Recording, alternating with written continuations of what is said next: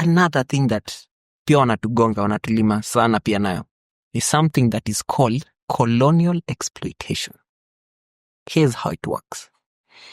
Colonial exploitation works by this: using extreme measures to get resources and wealth from the people. So extreme measures. That's what's actually going on with the finance bill and all that.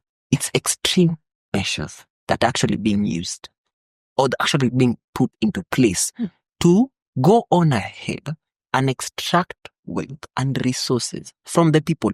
What's the cause and effect of this? The cause and effect of this is something that Karuki, he was a leader of the Mau Mau.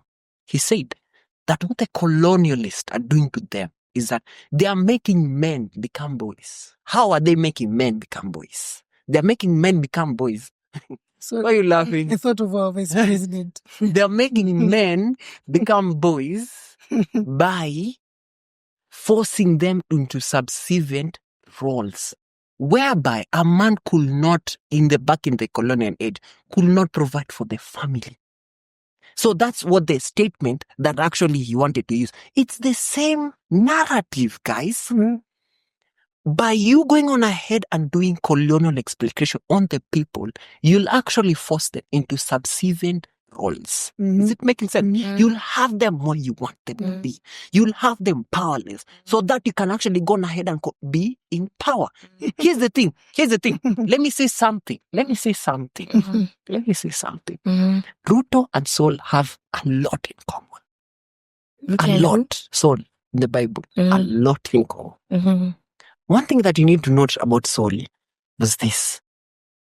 Quite how God described him as we are closing it, because I think now we need the next episode will now dive it also more on the constitutional reforms and all that. So there's something interesting with Saul. Do you know what? He was an upright man. Actually, it's not an upright man. There's a term that Samuel described, God described. Is it Samuel or God described him? Please don't misquote me. You can actually go on ahead and dig it up. He was a man with a handsome man, eloquent.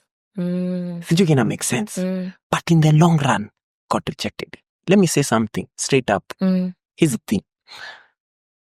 Ruto's God's choice, whether we agreed with it or not. But here's the thing. God regretted. Ilifika point, Saul made a decision.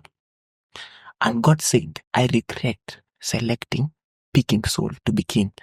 I went on ahead and researched that statement in depth or not that statement did. It's not like that he regretted him as a king. He regretted the decision that Saul made. Let me be honest with you guys. There's a prophecy. What is it called? You told me about Pastor Charles said that America is gonna go ahead and look towards Kenya. But watakuwa wakiangalia Kenya tufanye nini? Kuambia hachofa. Here's the thing. Here's what's actually going on. God regrets the decision that Ruto made. The decision that Ruto made was not from God. It was a decision that he made to suit or to personalize or to suit that which is going to benefit him. That's actually going on.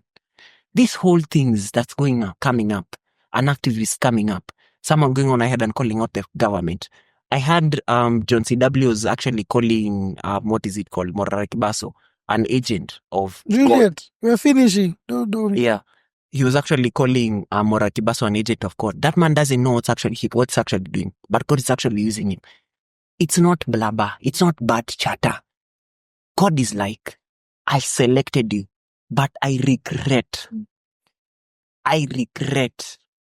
Not regret you as a human being. He's still God's child. Sawa. Yeah, 100. He regrets the decision or the things that Ruto has decided to stand. That's all I'm gonna say.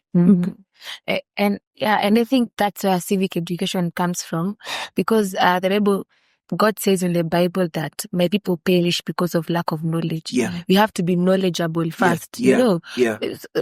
So I think it starts with civic education. Mhm. People speaking right now, TikTok, social media, X. I'm always on X every day. Yeah. Hadi nawashasha nauliza, when you're done, ninge X nione like, what's up, Yeah. Yeah, I think we just enlighten our parents. Yeah. We have to vote, guys. Let's For be sure. serious. Me, I voted last year. It was the first time that I ever voted. In our house, you have to vote, my friend. Nobody, sure. we're all going to vote. We're all registering as voters. That's everyone in the household. Yeah. So I think people should do that. Yeah, vote.